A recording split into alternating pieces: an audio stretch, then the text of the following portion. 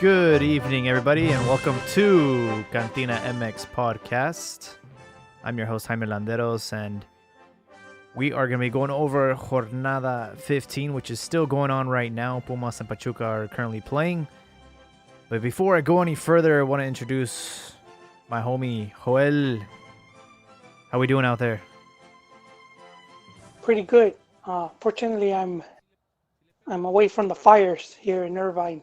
Oh, So those are happening over there? Yes, sir. I'm able to pod. Were you I able to get haven't in been your asked to evacuate. Were you able to get in your Tesla and evacuate? No, I'm in my basement. I'm hiding in my basement. Oh, okay. No, I'm just pretty far from the desmadre. Oh, that's good to hear, But man. yeah, like you say, man, the Jornada 15 still going on, and we're going for the Pumas win just because Pachuca's a big right now.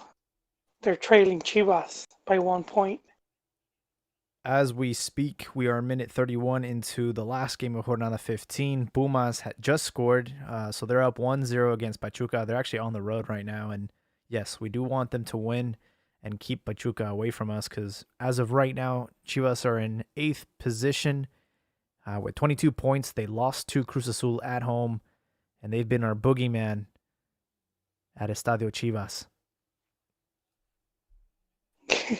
Yeah, and we talked last week how Cruz Azul had a negative run coming into this game. So things seemed positive for Chivas, but and the Chivas ended up being the slump buster for the machine. Yeah, I was reading about our home record against Cruz Azul, and I believe in the last 6 games we have not been able to even get a win at home against Cruz Azul. So they've definitely owned us at home. In our defense, though, we did have 3 players that came with COVID. So we did not have Pollo Brizueño, we did not have Gallito Vasquez, and we also did not have Saldivar. So we lost 3 players in that game. Yeah, and then the good news was that mathematically Chivas is in playoffs. Or repechaje, if you want to call it that. Well, this message is for... nice. That's really good. I was going to do my little... There it is.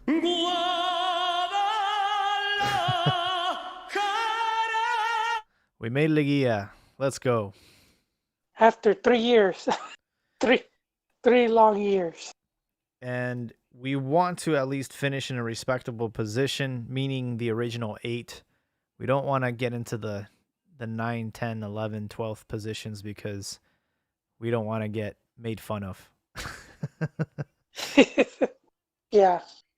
Yeah, no, finishing 8th, it's symbolic as well. It was shown that at least the team, even if there wasn't this updated tourney rules, that the team would have still qualified. And I think that was the goal even before the rules were changed. That was the goal, to be in Liguilla, and ultimately is to be in the top spots. But again, you can't go 3 years without making it to the big dance. Being a team like Chivas, that's just unacceptable. I'm totally okay with the eighth seed. I remember beating Toluca in the final as the 8th seed, so that is right up our alley. But I do have a question for you. Do you believe, had we kept Tena, would have we made Liguilla? Yes. Yeah. Yeah, I do. I do think. I mean, we've gone over his results. I know people weren't happy with his playing style. People aren't happy with Buse's tactics. But Tena, to me, had shown that he he would have gotten the job done.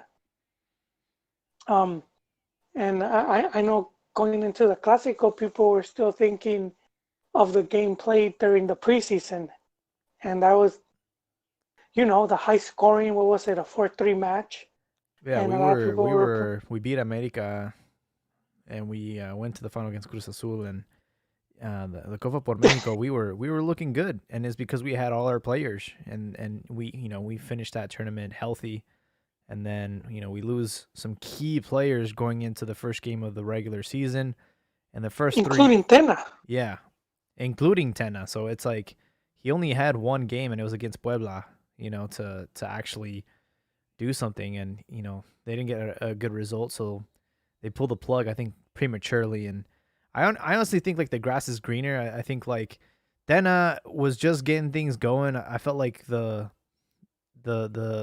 locker room was unhappy when they found out that he was removed from office, and we brought in Vucetic because of his resume and what he's been able to accomplish in Liga MX. But as it's shown for many players and coaches that have come to Chivas, it's not the same animal, man. Chivas are held to the highest level of scrutiny, and not everybody can hang. Not everybody can handle it.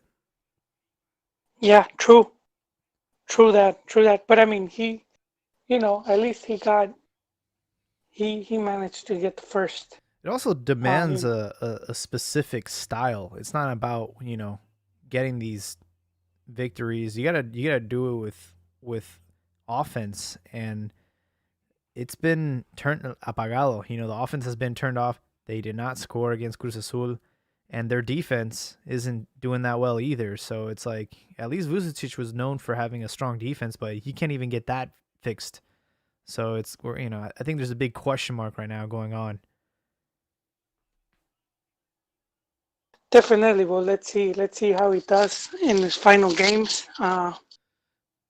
Fortunately, he doesn't. The team's already qualified, so that's not a concern, and you could focus on patching up, whatever holes need patching up. Yeah. Speaking about Cruz Azul, they bounced back after kind of going into a drought. In their last 5 games, they had 1 victory, 2 draws, and a loss. So this helped them bounce back. And Cabeza Rodriguez scored a brace against Chivas, and now he is back on top as the individual top goal scorer with 12. And Gignac kind of stagnated at 10. He's still been at 10 for quite a while. So Cabeza Rodriguez is the number 1 goal scorer in Liga MX. Yeah, really, really good. You're a wine striker. Really good. He's a really good player, man. There is one last topic actually 2 more topics about Chivas that I wanted to address. Meanwhile, Pachuca just missed a penalty against Pumas, so Pumas are still up 1-0, 38 minute. Recently, Osvaldo Sanchez came out and said, and he talked about what happened in 2006. He was coming into his last year with Chivas, and they were refusing to renegotiate his contract. And, he left Chivas as the champion, as the captain. And I remember all the fans were upset about him leaving. I remember even in La Minerva, they're all chanting his name and stuff. And we assumed that he left Chivas because of money and because... Oh, wait, Jaime. Yes. Not we. I always knew. Oh, you I always knew? the reason. Yeah, I knew the reason. But do go on. So it turns out that they weren't having a great year, and they did go to repechaje. They didn't squeeze into the 8th seed, and that was enough for the board to say, we're not going to renew your contract. You're not in our plans for the next season. This was before Liga even started. So he played that entire Liga knowing that he was no longer going to play for Chivas, and he had multiple offers, and I think it wasn't just Santos, but there was Tigres as well. And I don't know why he waited until now to come out and speak about it, but what are your thoughts, Will? Well, I mean, because the old saying goes, you don't want to air dirty laundry, and which is I felt was one of the big mistakes Almeida did when he left Chivas. I know it was his representative that leaked the email, and that's just like something in Liga MX that they just like to keep it, under wraps. So I guess he just and we've seen it right now with some of the coaches that left. They never came out and said, he didn't make a big fuss of why he got sacked. He Yeah. just left. Same with Chepo. We don't know why.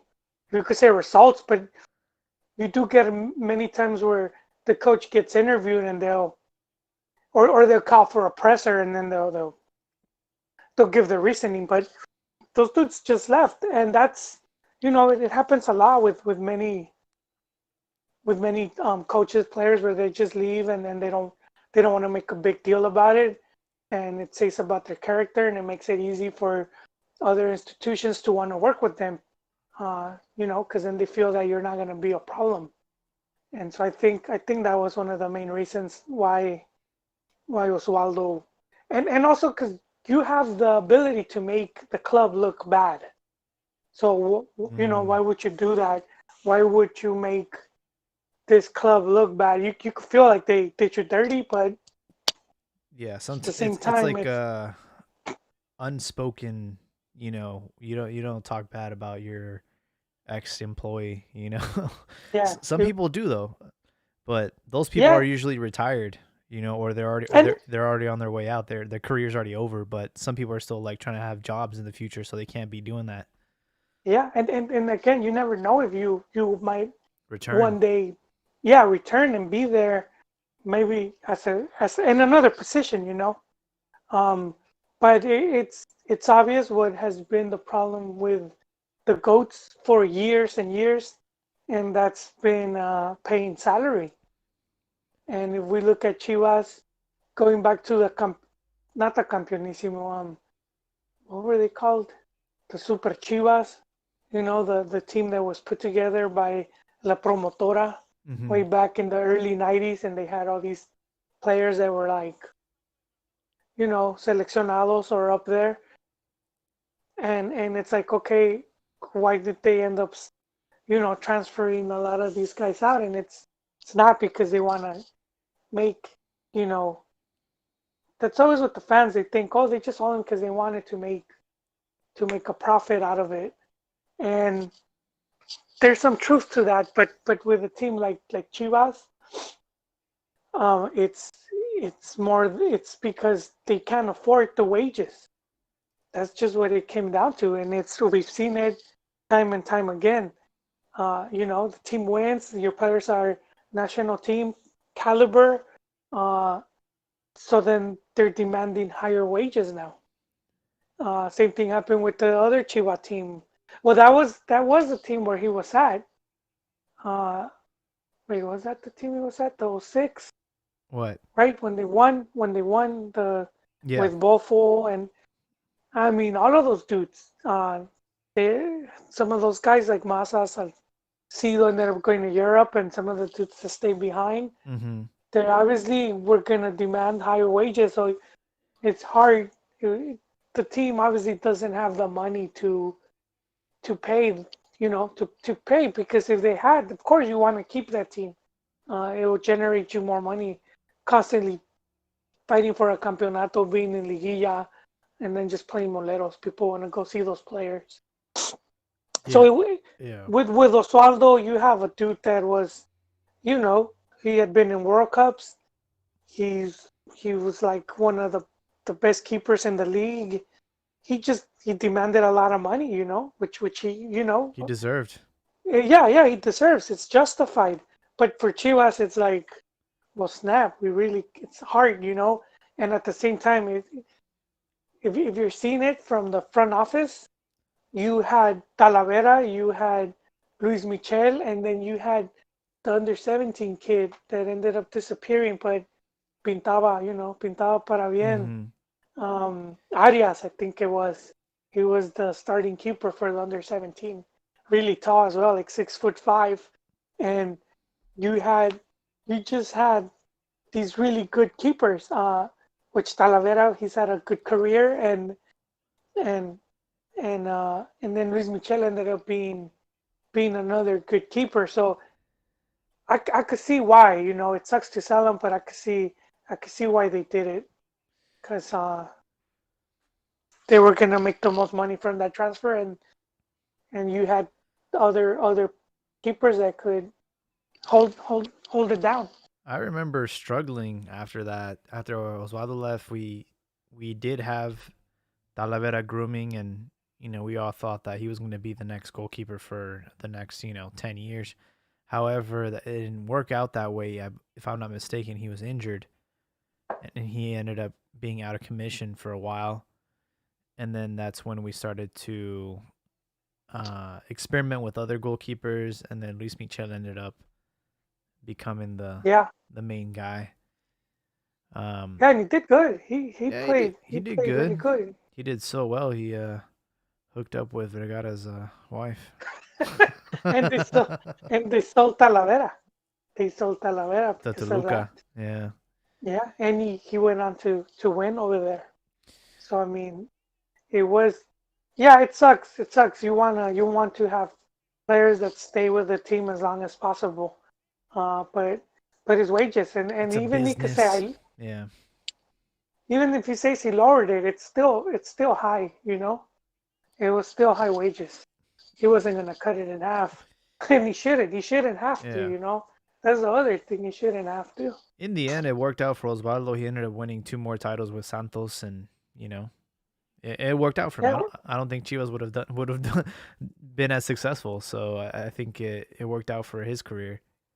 yeah. No, Chivas, and as we remember, they never really replaced when they sold players abroad. They never really brought anyone back. I mean, not back. They never brought in other high caliber players to try to and replace who they didn't replace Massa, they didn't replace Salcido. Yeah. A lot of these guys there, Bravo, they didn't go out looking for the next best thing. They were just hoping that we might find something at the cantera.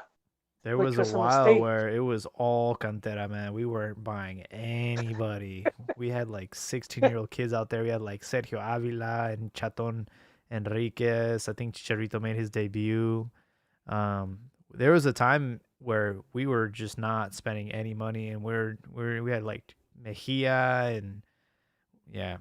Yeah, it's around the time they brought Rafa Marquez, Lugo, not No, to be that was confused with. later. That was like in 2012, 13. Yeah, but he was one of the wait, yeah, he was one of the refuerzos that you don't really see as top refuerzo, and he ended up being a really good player for Chivas. He was definitely he earned his stripes there, and he ended up saving our ass a few times. So always respect him. As of right now, Pachuca just tied up the game against Pumas, so we're 1-1 heading into halftime. There was another topic Man, about Chivas. you know Go ahead. what?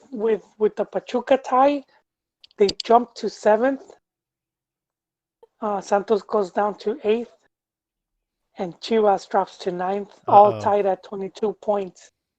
We don't want that All to at happen. 22 points. Yeah, no. And goal differential, Pachuca would have 3, with Santos and Chivas both at 1.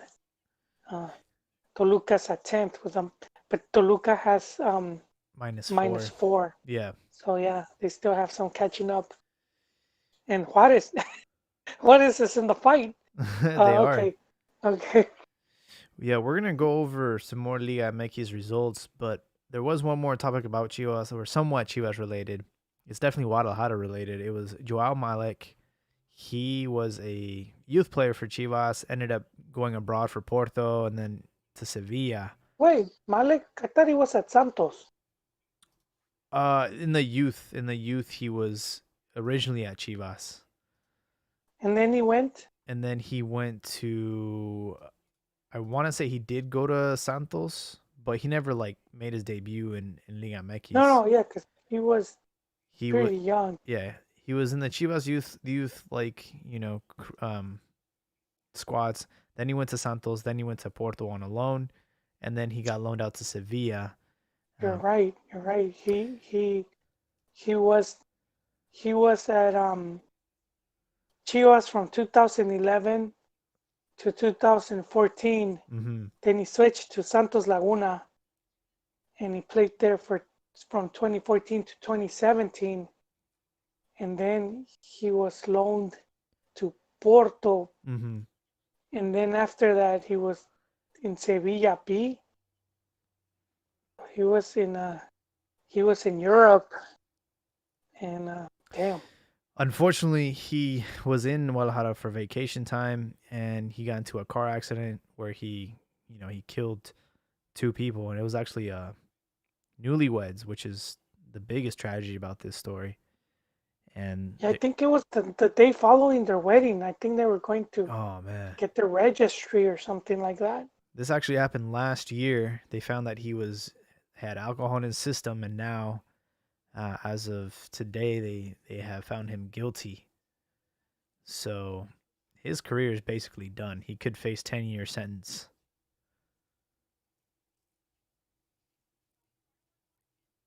But the reason I mentioned that is because I started thinking about other players that have had car accidents, and another player from Chivas was Ramon Ramirez, and I think we talked about this, where he killed like a family of 5.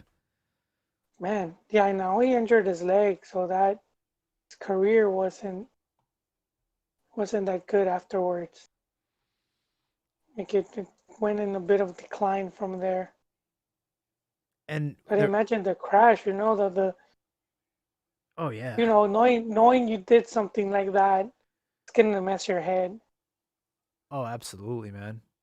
And then I started thinking about, okay, well, there was also Mohamed Turco. He lost his son in a car accident too. That was tragic. Not too long ago, right? And he dedicated the Monterrey Title. Championship? Yeah. Yeah, and then I also remember back in the day there was this really good striker for Pachuca. He ended up winning a title with him, and it was what was his name? Pablo Hernan Gomez, and he died in a car accident. He was only 23, and I was doing a little bit more like research or looking into his life, and he had a son and a daughter who like are still living, and his son is actually playing right now for he used to play for Puebla. Now he's at Cimarrones de Sonora, but it's kind of crazy how that like legacy still goes on, and he was able to become a professional footballer and sort of like honor his dad. I don't know if you remember that guy. Very little, because I used to rarely watch Pachuca games back then. Yeah, I remember that final against Cruz Azul because it went into overtime, and this is back in the day where FIFA thought it was a good idea for them to implement golden goal. Yeah. And I remember we were waiting for the game to like restart, and I don't know if I went to the bathroom or something. I go back to the television set, and they're already celebrating like they won. They scored like so early into overtime. And it was a golden goal, so it's like Cruz Azul just lost. Like they just lost their shit. And that was a strong Cruz Azul side. I mean, this is the same team that went to the Copa Libertadores final against Boca Juniors that same year. So. Oh man. Yeah. Yeah, that was a good team to watch. That was squad, bro. Yeah, and then the Libertadores, they had Cardoso as. Oh, that's right. They loaned him in. Man. They loaned him in, and I was like, damn. Hot dang. How did that was like a weird like policy that you could loan in players from different teams just for like a separate tournament. That's kind of cool. Well, I like it. So it's like because you don't see that anywhere else. Like you don't see that in Champions League or anything. Yeah, once you go into playoffs, you get I think three players that you can bring in to strengthen your squad. And I remember Chivas when they went to Libertadores, and then they were booted because of the fiebre porcina. Oh, that's The right. H1N1, or I forgot what it was called. This It was the the swine flu. the swine flu. Yes, also from China, right? God dang. God dang. Chinese need to quarantine themselves. Bird flu, swine flu, corona. Kung flu. I don't know what are they eating over. What are they eating over there, They ate man? everything, man. So what don't they eat? So yeah, the Chilenos, man, Chilenos were acting dumb. They didn't want to play Chivas That was in and 2000, like the 2009 though, right? When that happened, that incident happened, somewhere back, yeah, and then we got whatever, they kicked us out of the tournament, and then the next year they allowed us to go back in that same what qualifying. happened? What? Yeah, but see, this is what happened. So a couple countries offered. So Costa Rica, Uruguay, like Ecuador, I think even Miami, they were offering like, you could play the game here, Oh, neutral venue, and the Chilenos were like, nope. And so CONMEBOL ruled in their favor, and yep. they disqualified Chivas, and so then Mex was like, all right, you want to play that game? We're out of the tournament. And around that time, the tournament was sponsored by Banco Santander. And a, Oh, and a big reason they did it was because of the Liga MX and the the exposure pool, in the yeah. US. Mm-hmm. And so Santander was telling CONMEBOL, hey, what's up? What's up with this? And so CONMEBOL was like, all right, all right. They did a welcome back package. You know when you know when you cancel your cable and then Oh, they're like, if you stay with us, you get like free HBO and it's $10 less. So that was CONMEBOL, man. We'll give you extra tickets and Chivas can start the tourney in the in in the playoffs. yeah, in the playoffs. That's hella funny. That's a really good way to describe it. And but I remember like I was like, oh man, that's good. I was like, we could concentrate. Should concentrate on that tournament, and it's like you don't even have to buy players. Try to get them on loan. Start negotiating right now. Try to get 3 really good ones. And who wouldn't want to go play a Libertadores, dude? Oh yeah, Especially and then with Chivas, man, come on. And they didn't get I don't anybody. know, no one. That's what pissed me off. And that team ends up making it to the final. And so And then we sold our best player over the summer. Chicharo, yeah. he So, but I always he like didn't even get to play.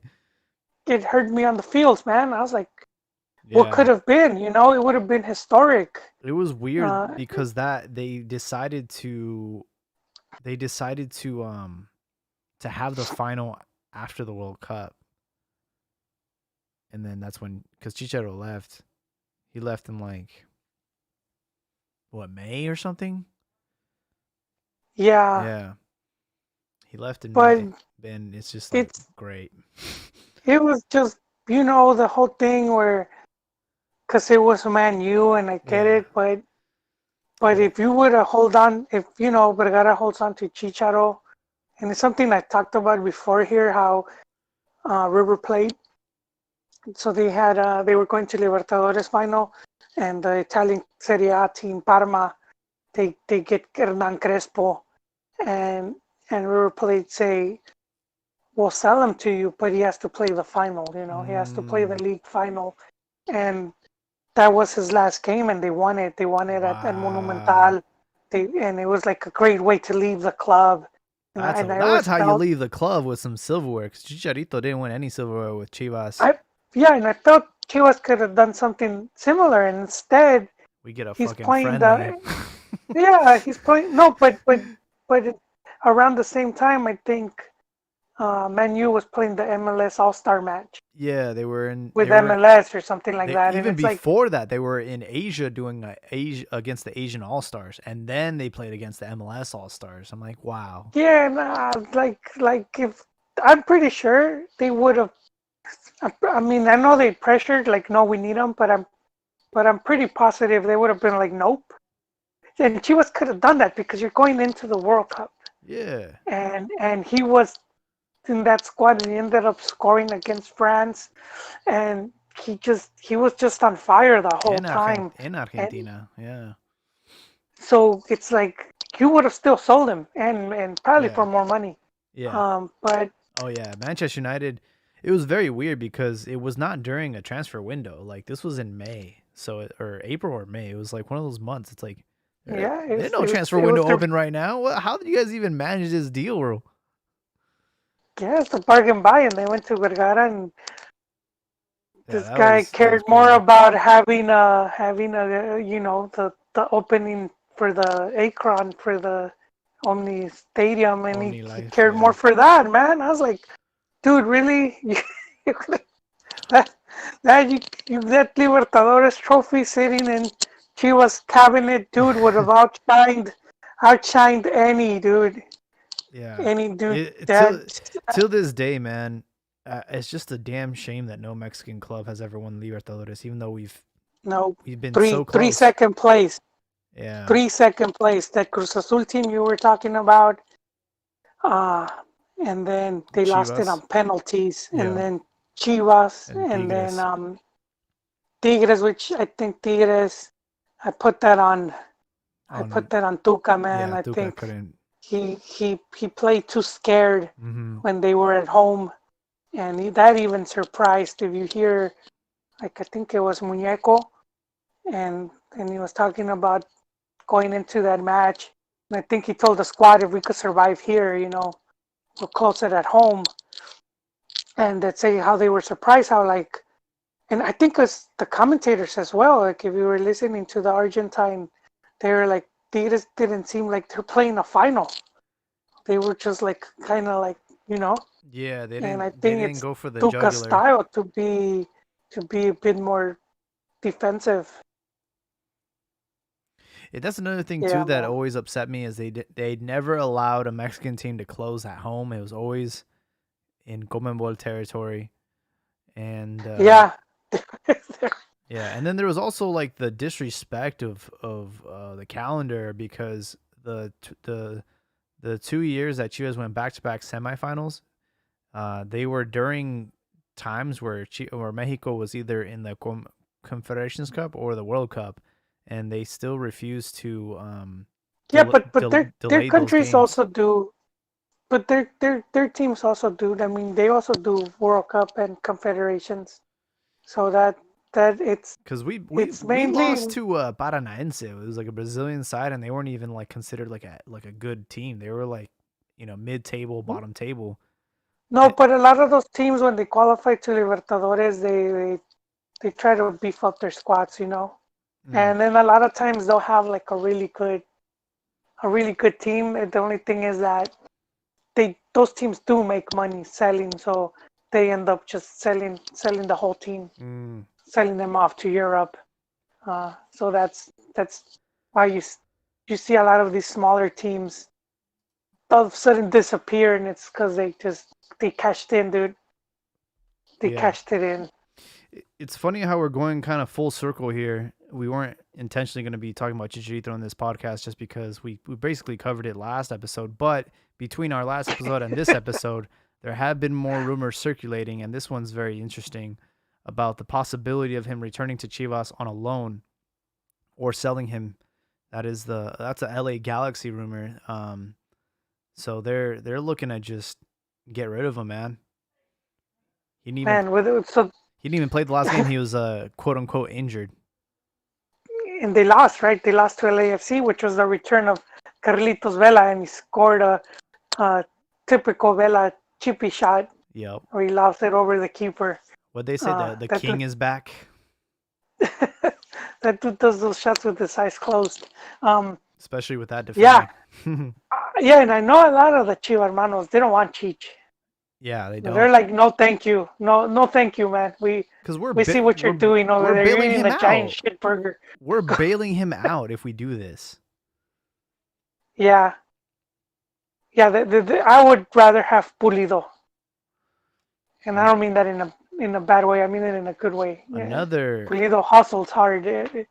He got off this weekend too. He did score for Kansas City. But he's been scoring. That's all the Chivas strikers, Vela, um, Vela Chicharo and Puli, who left Chivas as a goleador. Well, goddamn, and Cubo, they have Cubo over there too. Oh yeah, Kubo's over And there. Fierro, and And Carlitos Fierro, who And- also scored. He didn't score. He set up the assist, if I'm not mistaken. No, he scored, man. Oh, he did? He set up an assist the previous game. Alanis is out there too. Now you got me. Now you got me. I'm pretty sure he scored, man. Now you got me doubting myself. He set up a beautiful assist. I don't know if he did end up scoring, but I know Earthquakes won. I want to say like 2-0. Oh yeah, no, but their last game they lost it. Oh, okay. Then it was just there was one game where they scored 4 goals. I don't know if maybe that was the one you're talking about. Hold on, man. Now this is turning into a MLS. Oh, pod. you're right. He did score. I can see people switching off now. He scored. We didn't come here for this. He scored against Vancouver. They lost, but he did score. There you go. Yeah, I think you were thinking of the game before that. So yeah. Hey, but you know, if you're listening, I know a lot of you gents out there don't like the major league, but it's tied. It's tied at the hip right now with Liga MX, and because look, we're talking about Carlos Fierro, and then also who is coaching San Jose, but Matias Almeida, and then who will go back to Liga MX. You could count on that. He'll be back there. And then LAFC Chicharo, not LAFC Carlos Vela and Chicharo at Galaxy with has 2 other Mexicans, Jonathan, Jonathan, and Efrain. wait, and the goalkeeper too, the Cisniega. Wow. I think I don't know if Cisniega is at LAFC or Galaxy, but there's a young keeper in one of those teams. And here's another one. Javier Aguirre recently in an interview, he said that he has been in talks with MLS teams. He also said he would never go back to Mexico, right? Or was I tripping? Yeah, he said that, and he used as an example what happening to Matias Almeida. He said he allowed 23 goals in 4 games or something like that. He's like that just wouldn't happen in Max. Yeah, there's no way. Where you get washed like that and you're still in the team. Well, he's like you would have been done. But here's another thing. The defense wouldn't be that bad either, though. You don't see teams getting blown out 5-7-0 in Mexico. It's true. But I don't think he's like throwing shade. I don't think he's doing it to talk bad about Matias. He's like comparing like directivas, you know? Yeah. Saying how in MLS you'll be allowed to work and things could go bad and they'll just give you a chance to turn things around. They also don't have a short season though, so it's not a very good comparison. No, but as coaches, and this is something we talked about with Gonzo, because he had been offered the Pumas role. And I'm pretty glad Pumas right now is glad he didn't take it. But I've mentioned how, if you're the Gons, you probably, you've been putting in a lot of work in Seattle and you're bound to get a shot there where you're probably going to get the full season, as opposed to you go to Pumas and you're going to be out within a month, maybe 2. So it's like no, unless you get that guarantee, you don't want to take a lot of those risks. Well, with kind of just to wrap it up on Javier, he's getting a lot of criticism. He's streaming on Twitch, and it's just the impression is that he's not really got his mind focused on. I mean, even Borghetti spoke out about, hey man, like you're a legend in Mexico, like you're the top goal scorer, you surpassed me in goals. But you got to get your head straight, man, because, you're still getting paid a lot of money over there. He's getting paid $6 million, man. And, you're not putting up the goals. It's just you got to get back on the horse, man. And I think for him right now, he's looking at Chivas as like a savior. I think that a move to Guadalajara would put his career back in shape. I mean, it's done wonders for Giovanni, and it did wonders for Rafael Marquez when he bounced from Red Bull. He won 2 titles with Leon, and ended up going to like 2 more World Cups. So it's like I don't want him to return to Chivas because we have too many strikers, and we would have to get rid of like Uribe Peralta, Saldivar, or Macias. Like you can't have all these strikers all at once. And he would also come with an expensive price tag. So I'd just rather spend that money on other players than a striker. But Yeah. No, it's the wages as well, man. How much yeah, Chivas I don't think has paid over 2 million. This guy earns 3 times that much. So people are saying and if you take a price cut, how much would it be? So could he go down to 4 million? But even that would be a lot for Chivas. So who knows? Who knows what would happen? Because I know if you're the Cheech, you're probably thinking at this point you're out of the national team. As we said, he wasn't called up to the last friendly, and so and you got the other guys doing so well, where it's like, dude, nobody's missing you, and he hasn't been doing good for yeah, not just with Galaxy, with his previous teams. He just hasn't been the Cheech we all know. So yeah, it would be a form for him to kickstart his career, but I don't know, man. I don't know if it's like his attitude, man. Everybody has seen like a change in his attitude, and you said it before. It's almost since his guru came on board.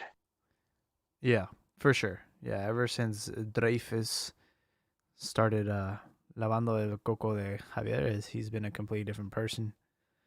Um, but again, we talked about this in the last podcast. If you guys want to know how we really feel, feel free to listen to the last episode we made. There is I don't know how we've gone 40 minutes and we haven't talked about Leon.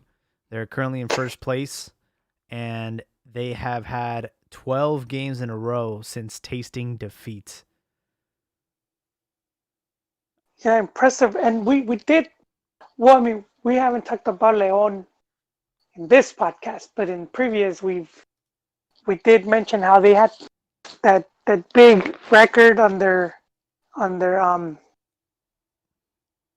uh, it was the number of wins in a row. Remember, under Nacho, and Nacho so now they Ambriz. have Mm-hmm. yeah. So not surprised. We have talked about how they're one of the more consistent teams, and so man, they're gonna be, Not only they should be that, but favorites again. their last 5 games have all been straight victories. So I mean, it's not just like they're drawing games. No, they're winning these games, and they're heading into the last 2 games of the season, looking good, and they're gonna be a point away from clinching the first place spot. And Nacho Ambriz, funny that you mentioned his name.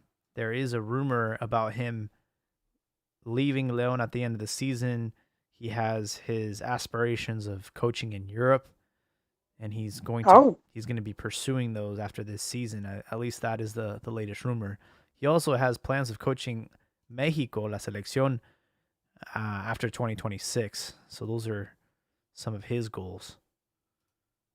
Do you think he's worthy of that? I don't think he is. Dang. No, I think he's a good coach.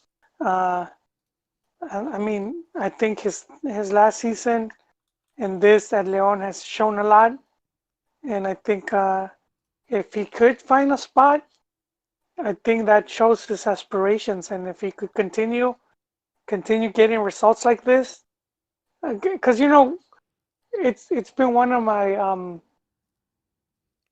arguments with Chiva Hermanos about like Almeida, where he did win a lot of the cups, Copa MX and Supercopa and Conca Champions. And then Conca Champions. Mm-hmm. No, not, I mean, just I'm saying that the side cups, not Oh, league. And when you look at his league record, even into Argentina, first division league record, he always had teams like in the mid table to bottom. And that's been since he started coaching, and he still has, he still hasn't been able, even at San Jose, he still has, that's where he struggles at the league. And this is something where it's like, um, when you see like Nacho, at least that he's been doing it, where he has your team fighting for the first positions, and a lot of times, except for a lot Chivas. of well, he wasn't there that long, man. They didn't 18 give him. games, 5 wins, 9 defeats. It was actually his worst, as far as trajectory with teams. That was the worst club he performed at. Yeah, but I mean, with Max, because of the short season and all that, it's really, Yeah. it's tough. It's tough. And But 2012 was the dark ages for Chivas, so nobody was saving that team. yeah, but I think this is will get coaches rated more high, uh, and it becomes easier for them to go abroad when they're seeing like that how consistent you are in league play. And so I think if there's been an opening for him, I think it's good for him that he's taking it. Yeah, because he actually has tasted European, like Yeah, experience. He was Aguirre's assistant at Osasuna, sorry, and Atletico Madrid. So he knows what it. yeah, and he coached some games when Aguirre would be suspended Mm, or unable. He did get to coach a few games, so he has that. yeah, he has that taste. Although I will say, it don't mean a thing without the ring. And I'm looking at his honors. He's only won 3 titles, or actually, sorry, 2 titles: the Conca Champions League in 2015, 2016 for America, and the Copa MX for Necaxa in 2018. But he hasn't won a league title yet. And I think No, if he succeeds with Leon, I think that would finally give him the credibility and give him like a talking piece for when he does try to go and coach in and Europe. yeah, and he did make the final with them. Remember, he made the final with them. They took away JJ Mack, Oh, that's right. and that yeah, I think. But I mean,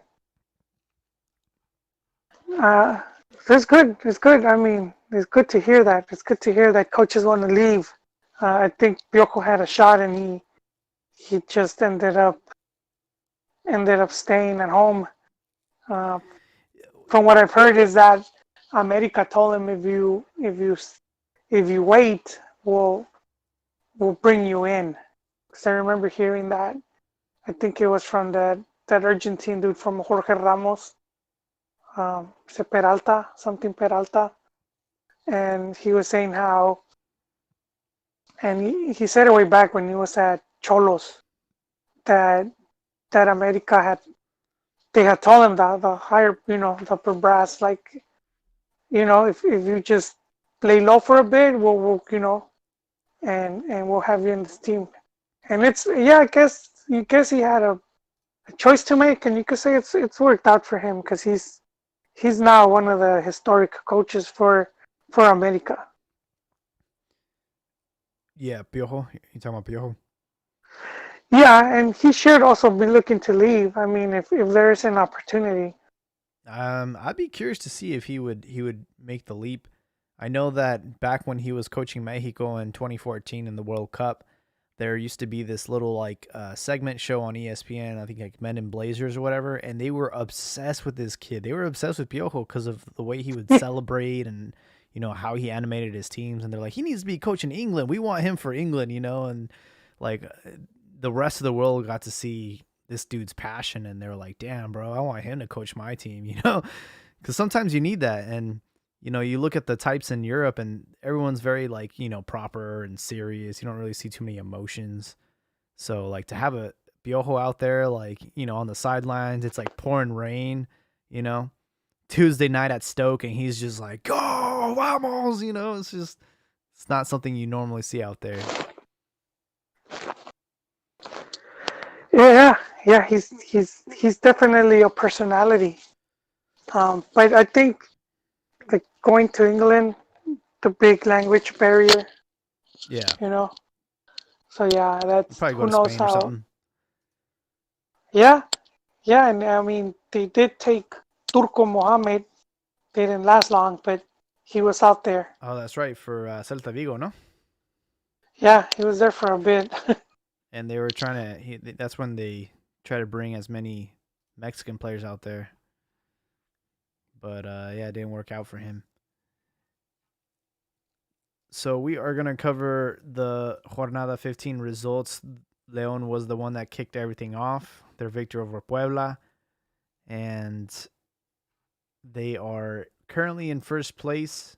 Depending on how this result with Pachuca and Pumas, they're still 1-1 here. Depending on how that result ends, they could clinch first place as of tonight. And then on Saturday, it was Querétaro. They ended up losing to Necaxa 1-0. And Necaxa were actually a man down for almost half an hour. So a good result for Necaxa, who, if I'm not mistaken, are somewhere near the bottom of the table. They're in 11th position, so they're trying to get a They're in Liguilla Liguilla. spot. Yeah, They're in Liguilla so far, and well, we can see their chances. They faced Toluca, who's had a bit of a resurgence. They're facing them at home, and then they finished the season away at Pachuca. oof. So not it won't be that easy. It Like won't be that easy who because knows? yeah, that Toluca matchup is gonna be literally for Liguilla because they're right next to each other. Toluca's in 10th position with 20 points. Then on Yeah, no, go ahead. no, say not that easy, but at the same time, not like not that impossible. You know, it's not like uphill battle. Yeah. Meanwhile, Querétaro, and we could say this about Atlético San Luis, Mazatlán, Atlas, still technically not mathematically eliminated. So it's kind of crazy, but they're most likely not going to make Liga. Juarez somehow held Tigres to a draw. Tigres were actually up 1-0, and then Lescano scored in minute 70, and that was it. And That was it for Tigres. Well, and they had what, like a clean sheet, right? Like a 5 match yeah, clean sheet. they were having a really good Yeah, five defensive. match, Yeah. They had a good five streak match going. clean sheet until this Juarez at home, which was like, yeah, you didn't want to lose it like that. And like I mentioned early in the podcast, like Gignek's been at 10 for quite some time, so he's been missing his shooting boots. And their next game is away at America, and they close against Atlas. So, but I mean, Tigres is pretty much in, man. They could lose all those games. They're still in Liguilla. But I know, knowing Tigres, knowing Tuca, I know he wants to finish top four, and so that should be a big match. That America Tigres, especially because it's a 1 point difference Yeah, between them, it's fourth and versus fifth. so Mm-hmm.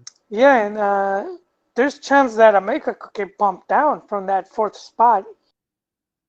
You know, a big loss there, and they could end up falling um, to six. Yeah, depending on what kind of game Rayados will have. America ended up beating Atlas 1-0 on Saturday. No surprise there, Atlas not having the best campaign. And it actually took up until the minute 88th for them to score that game winner. So not sure what happens with some of these games. Atlas, for some reason, tends to humble some teams at times. But they're currently in 15th position with 13 points. Yeah, this season for Atlas, and we were expecting somewhat of a resurgence for that team, at least for them to be more competitive since Grupo Orlegui took over and they cleaned house, including getting rid of Rafa Marquez, who had a you know he was high up there in the Atlas front office, and they just like no thank you, you know, me dieron las gracias, and it surprised me because that's their biggest name, you know, that's a big name, and to have him attached, but for whatever reason, Orlegui just showed him the front door or the back door, whatever you want to say it, and but I guess I don't know. Maybe Atlas is cursed, and That's they been haven't been facts. able to. But I mean Orlegui, and then just a reminder for some of our fans, even though majority know this already. So Orlegui is the same group that controls and finances Santos Laguna, and they've been one of those Liga MX teams that pretty good at winning league titles. They just for some reason they're just not. They don't get as much fame as Pachuca, and I guess Pachuca because of they sending players abroad, but they're up there as far as winning. They win like every 3 or 4 years. They win they've been winning a championship. Oh, Santos, yeah. Yeah, man, they put Chivas to shame. Every Chivas every 10 years, they managed to do it in half. Yeah, In and half of that. I keep forgetting Santos are a young club.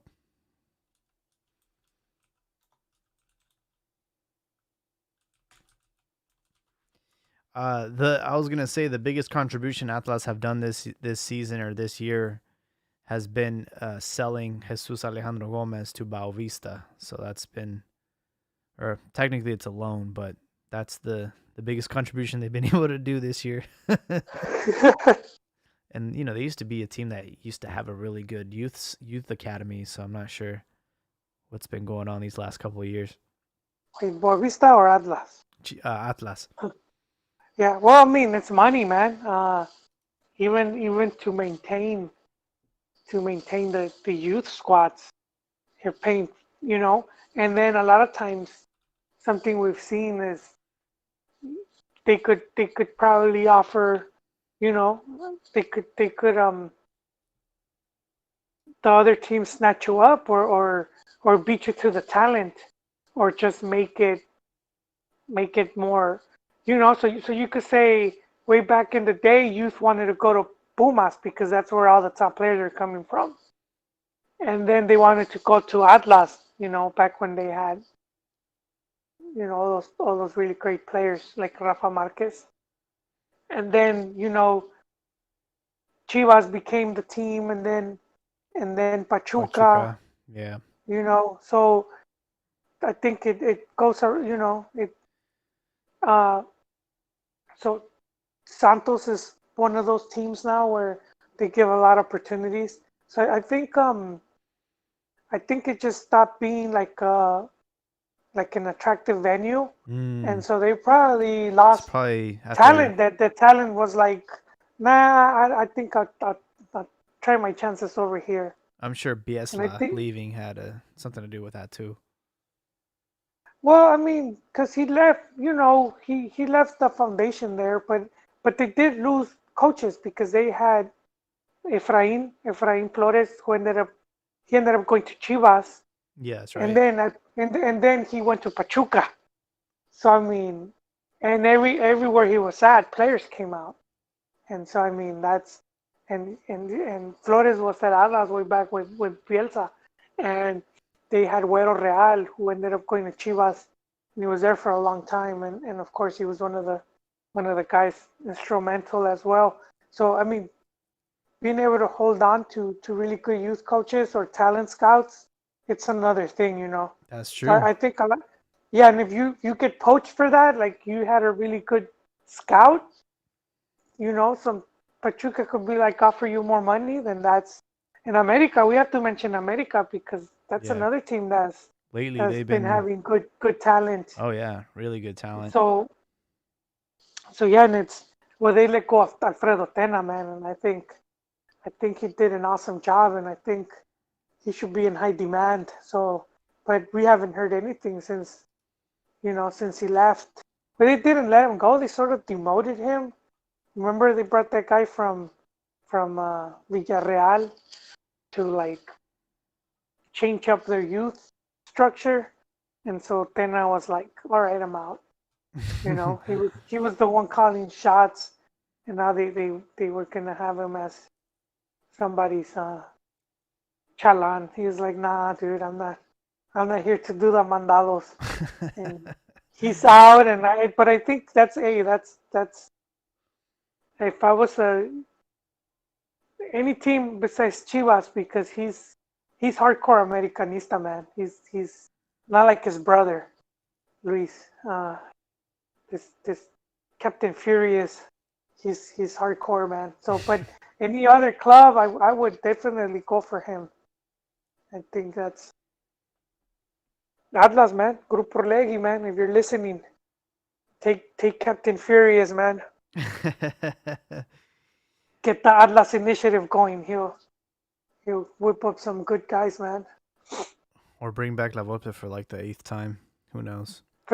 As a coach, no, but La Volpe. I mean, La Volpe likes working with youth, but he's not.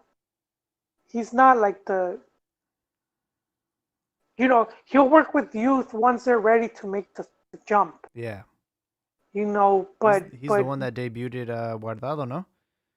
Or am I tripping? No, I don't think he did, but he did take him to the national team. Yeah, he took him to the World Cup when he At was a pretty really young age. Yeah.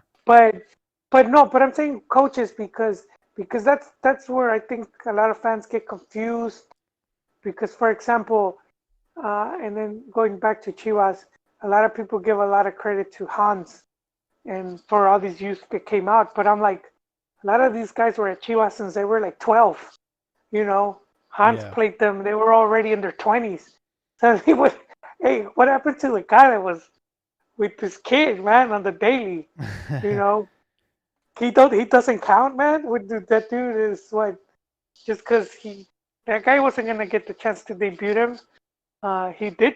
So that was Real. He kept pushing a lot of these guys into the first team, and they kept sending them back just because Liga MX was like, "Oh, this guy's not ready," and it's more of the mentality. And Hans is the Dutch kind of mentality where it's like he's not ready, but in like half a season he will be. Half a season of playing these games he will be, and that's the guy that ended up giving players like Massa and all of these guys prominent role. Yeah, I think if I recall, Hans had a very interesting outlook in like the team and building the team. He saw it as like literally parts, like a watch, and if a player wasn't disposable or available, he would just replace him with like another player in that same position, and he didn't really think twice about like the experience or the age. He just said no. He was just like Legos, man. Interesting you bring that up because I actually got to talk to Hans, and I asked him a question similar to that, and he did look at me like, he looked at me like I was dumb or something. He's like, "What the fuck are you talking about?" So I went to pick up a press pass for Chivas USA, and it was like the day before the match, and I go get the pass, and the press officer was there, and he's like, "Hey man, if you want to go see the team, they're in this field, they're training." And so I was like, "All right, let me go see what." And I go up there, man, and nobody. There was no press, dude. No one, dude. It was just you. And well, yeah, when I was getting, then I see Hans, dude, and I was like, "Oh snap!" He's like 20 feet from me, and I was like, he was just. I don't think they were playing like a scrimmage, and he's like watching it, and I was like, "Oh man, I don't know. Should I? I don't want to bug him," but I was like, you know what, whatever. And so I ended up just going up to him and I started talking to him, And he was really cool dude, man. He just, Oh, I bet. he was just answering all my questions. Wait, so And what'd you ask him? So this was the question was, it was a Chivas match where it was the last game of the season, and and Chivas had to win to qualify to Liguilla, and they're losing. I think it was against San Luis, and so I think Chivas had a player down, and I don't know if a player got injured, and Hans brings in a player from the youth, from the reservas. I don't know if it was Pitufo Avila. This is a short little dude, man. Not probably a handful of games in Primera, and just not the guy I thought he would put in, given those circumstances. And the guy ends up giving 2 assists and Chivas wins and makes it into Liguilla. And I was like, holy shit, I like when you threw him in there, I'm like, what are you doing? What did you tell him? Yeah, but as I said, like it's such a big game. That you have the type of player that you knew could turn. Like, what was the sort of like the logic behind throwing this guy in there? There's no experience, no nothing, and that's where I saw the difference in mentality, because I'm all thinking about, okay, you have a player that maybe like a Chofis that could, pull like a rabbit out of his ass, and do this jugada, just come up with something, or or some experienced guy, some veterano, and he's been there before, and he's not gonna, he's not, he's not gonna like crack under the pressure, but that wasn't it, and his whole thing with him was like kind of like you said, like the whole Legos, just the piece he put it there because he fit, and he told me how the way they trained was like in the position they all trained and they all knew their job. So he had been training, and if he was gonna put you in this spot, he already knew what you had to do, and so that's why he put him in there. He wasn't thinking about that other bullshit, and I think that's more of a Latin American thing, where it's like you bring in the 10 or you bring in this dude. It's like seniority, you know what I mean? That as well, but you're thinking experience, or you're thinking experience. of this dude. He's Clout. Pretty good trickster. If he could just get one, that's good enough. And we sort of think in those terms. And this is more of like his Dutch Ajax. They were called a Clockwork Orange, because that's how they, it's like a clock. That's and interesting. So, and he was with Ajax. That's where he was. He had worked with the youth, and that's a big influence on Hans. That was his escuela, the whole Dutch system, and that's one thing they were doing at Chivas, which unfortunately is lost now. They're not doing nothing like that. No, they're not. And so his thing was that each team from the youth, like under 8, all the way to the big team, we're gonna play the same way, same tactics. Same tactics. So they could just light you in there. Like you said, like a Lego piece, man. Se quitas uno, and because you sold him or whatever, and boom, the other one goes right in, and they already know what to do. And I think that was a great school or thought to do. And I just got lost, with all the changes and whatnot.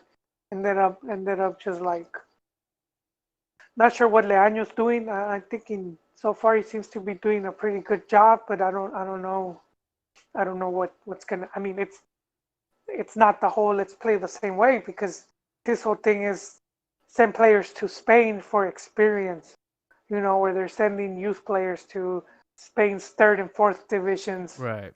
And they're getting some playing time over there. I don't know. I don't know I always thought that like we need to implement not just a club-wide style, but like a nationwide style. Like Mexico should have a very distinct way of playing the game, and that should be implemented in every club. and on the national team too. All the youth, like that way, by the time they do get up to the grand stage, they don't shit the bed. They know exactly what to do because they've been doing it for years. And They did try. They did try doing that. That was with Nestor because when he took over, and he took a lot of those same ideas to the selección, and he was trying to implement some of that, and there was some success early on, but like you know, there's too much changes all the time, a lot of turnover, and everyone that a lot of comes in seems to be politics. like Yeah. seem like okay, clean slate. Let's start from scratch. I'm gonna do my own thing, and so yeah, I don't know. I don't know how it's going on right now. I honestly don't know how they're working with the under 15 and under 17 and all that. I don't. I just where I the only thing I know about right now is that um, Tata is heavily involved with the Olympic team. Oh, okay. That's the only thing. I mean, he's not the coach, but I heard that he's having a big influence there. So I don't. We'll see. We'll see what happens. We'll quickly finish the rest of Jornada 15 results. Mazatlan lost at home to Rayados, and Rayados are starting to pick up steam, like I said they would. Their last 5 fixtures, they've won 4, so they're starting to get back into. They're starting to awaken because I know this is a good team. They have a lot of talent, and they're right behind Tigres in the table now, in 6th position with 26 points. Tigres have 27, so things can change very, very quickly next week depending on the results. Yes. Then That's on Saturday, there was also Toluca versus Tijuana. Toluca won 2-0. So they're starting to bounce back from the Chepo era. I guess they're doing better without him. wait. Yeah, and I say wait. Wait before we move on from the Diablos Rojos. That just seeing that turnaround to me just confirms it that It's locker room. they like the it was a locker room stuff. Not saying Chip not to blame. He's been known to have like a bad attitude type of thing, but it does seem like le tendieron la cama right there, and it could probably be involved with like not just players, but a lot of times agents, player agents, where it's like he probably just didn't have the right people representing him that could just, Yeah. because it's not just the coach, but also players that could guarantee players for the club. So yeah, they could go up suddenly magically Toluca's doing better. It's not like Chepo forgot how to coach, man. Well, Toluca are in 10th position as of right now with 20 points. And because of this fixture that's still going on between Pachuca and Pumas, that actually puts Chivas in 9th position with 22. So they're right behind us. And again, these aren't finished results yet. There's still about 10 minutes left in this Pumas Pachuca game. But if this result stands, Toluca is right behind us in the table. What 2 points? 2 points behind Chivas, but yeah. And then Santos beat Atlético San Luis yesterday 2-1. Julio Furch scoring. It's a very, very familiar name there. And with Furch. that result, that puts again, because of the game going on right now, that puts Santos in 8th position with 22 points. And there's us, Pachuca, and Santos. We're all tied with 22 points. So it's gonna be a photo finish with 2 fixtures left. In San Luis, man, take right now the worst team. The worst team of the league. Dead last, and they're part of the Atlético de Madrid family. Oh yeah. So I was expecting more. they probably were gonna send. I don't know. There I was a think they would have some rumor. connections. Remember that rumor, like when that first merger happened, that they said, "Oh, we're gonna send Niño Torres to Atlético San Oh, Luis." You imagine? that was probably though from the Mexican press, Yeah, just clickbait. we're gonna Cause we're gonna yeah, get I don't. Coque and Herrera, and it's like, no, man, they're not sending And anybody from the real Atleti to Mexico. no, but maybe like as they're older, you never know, Yeah, Cause we've seen a lot of the former Real Madrid players ended up playing in Mexico teams, one of them and they played played in for teams Pumas, like right? Celaya, which Celaya is like no different than San Luis. What happened? Who's that Real Madrid player that played for Burn Pumas? Burn Schuster. Was it? Yeah, Okay. he was the German dude. No, there was another one And recently that played in Mexico. more recently, I think he was like from Argentina. I forgot his name. It wasn't too. It was like, oh man, I forgot his name. But Solari. huh? Solari, yeah, Solari. Okay, yeah. was that okay? The Santiago Solari. I think so. Yeah, Okay, yeah. Man, I forgot about that guy being at uh at Pumas. But then you had yeah, he played Michelle for and Atlante. okay, Santiago Solari. Yeah, there you go. he played for Atlante. Yeah. Yeah, and it's Atlante is not one of the more known teams. Uh, and then you had Butragueño, he was not just you know known at Real, but also the Spanish national team, and he was at Celaya, man. That's Celaya's crazy. like no one's heard of that. So that's why I can remember Ronaldinho coming and people being all like phased. I was like, I've seen it. I saw, and I say, oh, well, Ronaldinho won the World Cup with Beto, won the World Cup with Brazil. He was at Toros Neza. You see the weird stuff sometimes. Liga MX.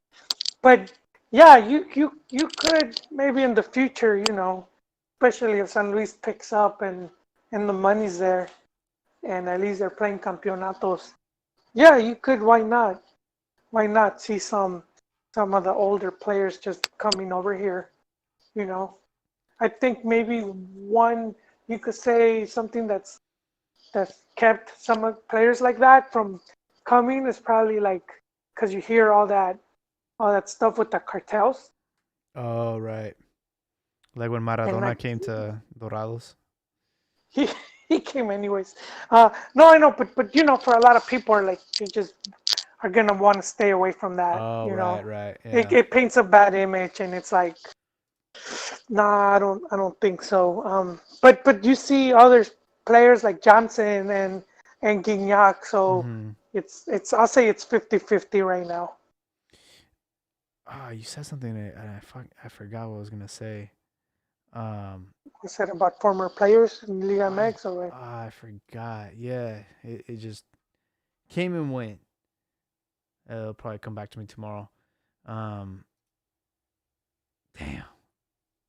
It's was it regarding the team? yeah. Oh, it was about Ronaldinho. Hopefully he recovers because he got COVID. Oh man, he should have stayed in that Paraguayan prison.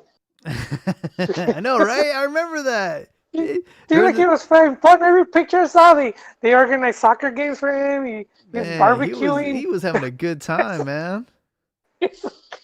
They turned it into a resort. They were sending in some chicks in there, He man. was jailed in Paraguay in March after entering the Dude, country with fake passports.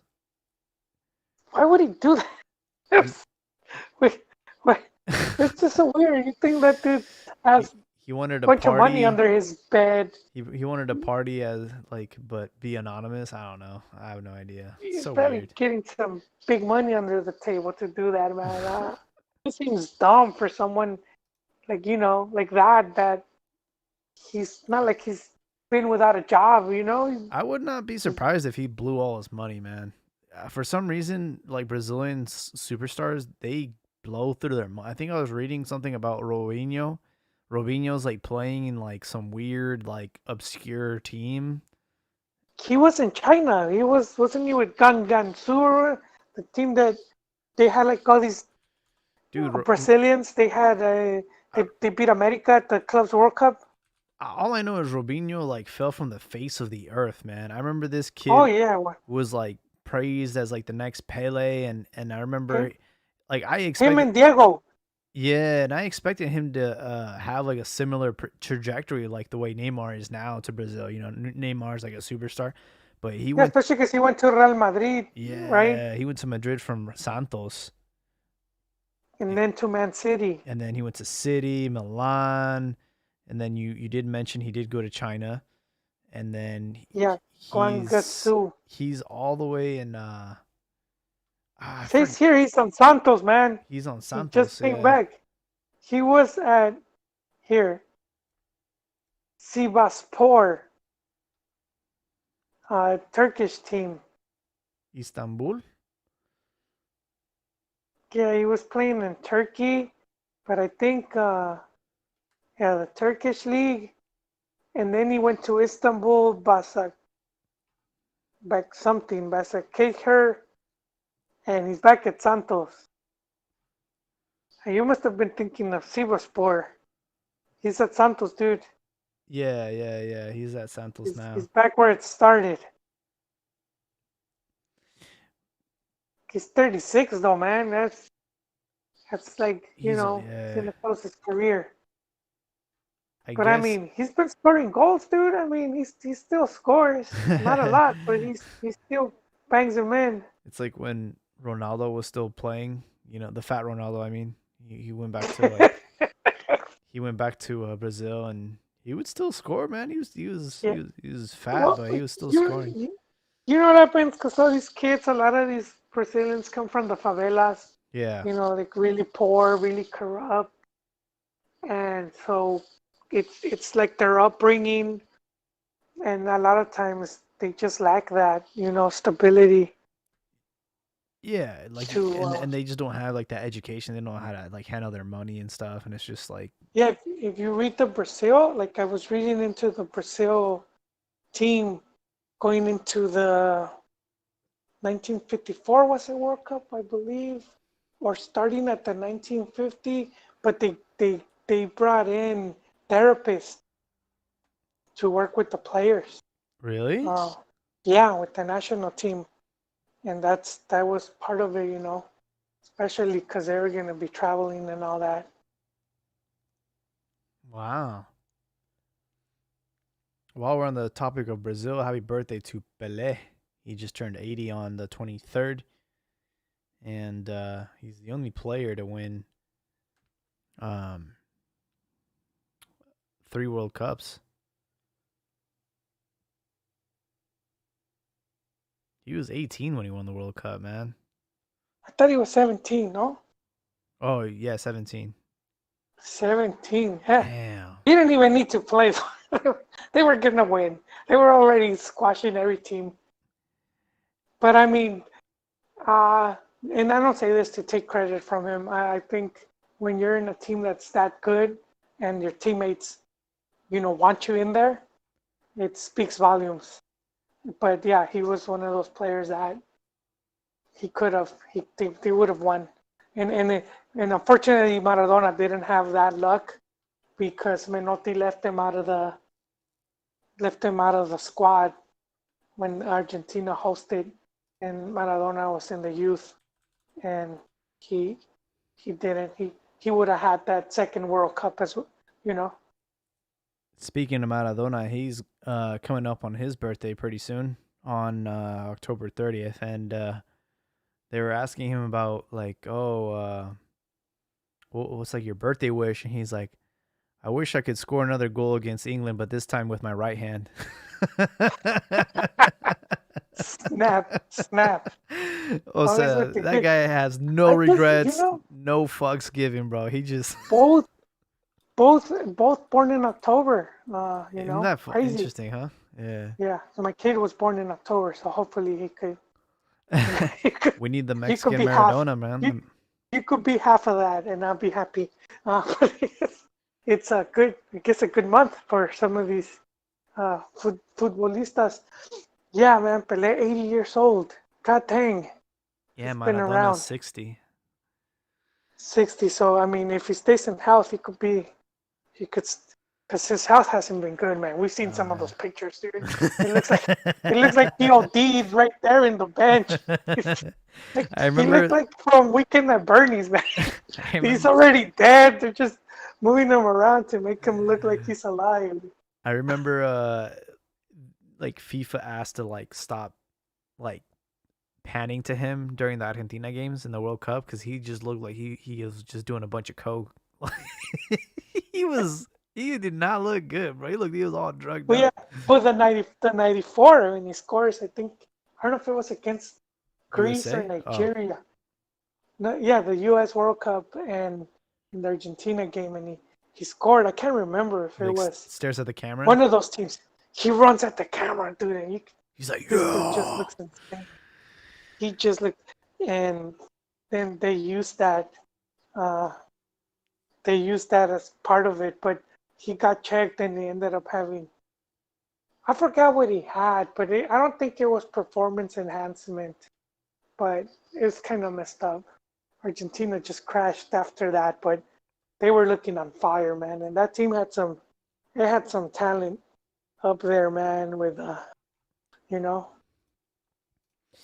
Yeah, Maradona is still an icon in I mean most of the world, but when I went to Naples, I actually went to a Napoli game and they still have his banner like during the oh, game that's and never coming down. oh man, he said that that he had to leave. That's why he left Napoli because it was too much. Like he couldn't go to the streets. Like the fans were so obsessed with him that he had to leave. Like he was just so he couldn't leave his house and stuff. They just loved him. Yeah, yeah, that was crazy. That was yeah. For That's too sure. bad the drugs did him in. Well, we covered all of match day 15 of Liga MX Guard1anes 2020. We will be going into the last two games of the season starting on Thursday. And it's a game that nobody's probably going to watch. It's Atletico San Luis versus Mazatlan. But yeah, do you have any other closing thoughts before we wrap up this pod? No, no, just a bit curious at how the season will wrap up. You know, just because how crazy things can get at Liga MX, with this whole liguilla and whatnot. So I think that's what keeps it interesting. So just looking out for that. Oh yeah, also a quick mention to Raul Jimenez scored over the weekend for Wolves. They still ended up drawing 1-1 against Newcastle, but he's been on fire. And they also,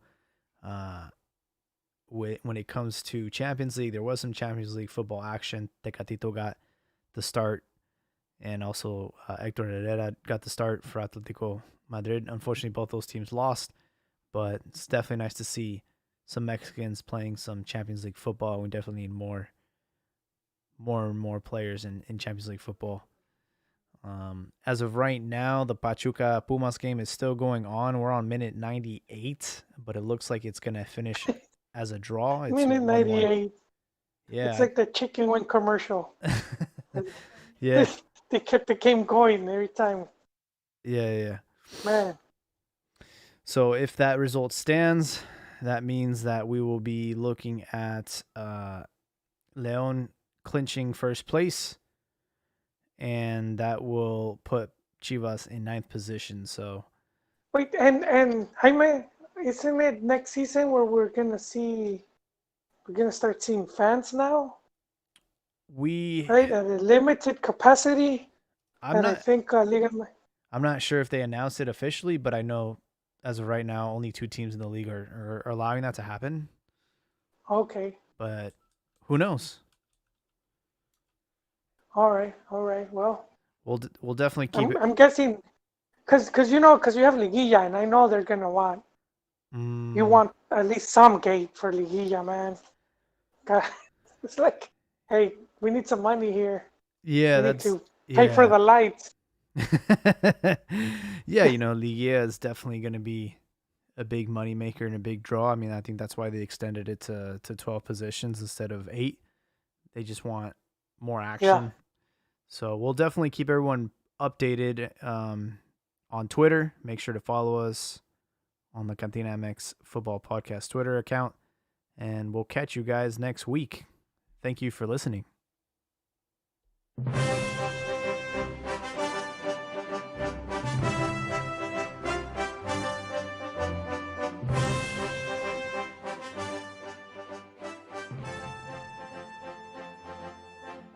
All right.